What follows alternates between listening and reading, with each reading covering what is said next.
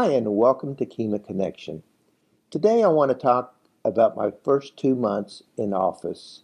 So it hasn't gone quite like I had planned, but we are moving our city forward. The other night I had a planning session, and have to admit that I've been having trouble with our council being a part of planning for the future, but I set up our 6 o'clock meeting last week, and I set it up to where it was a possible quorum rather than requiring a quorum to have the meeting. So anyway, I want to thank Isaac. He did show up, and Robin came in late, but the rest of the council members did not show for our planning meeting. But it was a good meeting. We had a lot of input from our audience and our citizens, and some of the things that are important out there is number one, public safety. That's probably the number one thing, public safety, which I'm going to talk about in a little bit. And then traffic,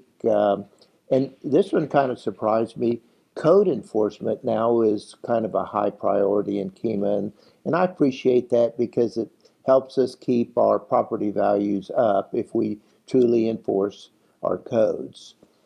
Moving on, this week we're starting to talk about budget, and our meeting is Wednesday night where we'll talk about budget. And I'm excited about the fact that, our city has no debt right now and has over $7 million in our accounts.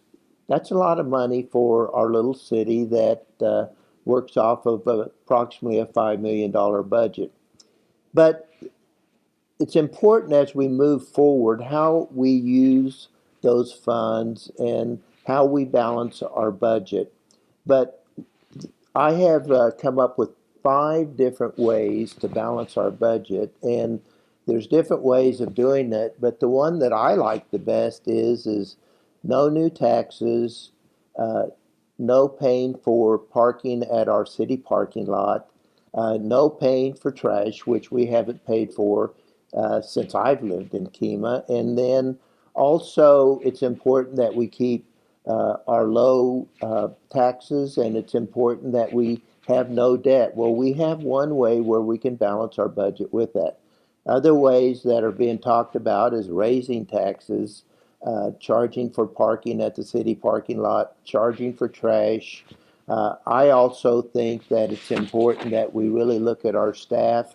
Now that we're moving forward with a true police chief separate from city administrator, police chief combined, that opens up more time for our city administrator maybe to take over the director of operations position.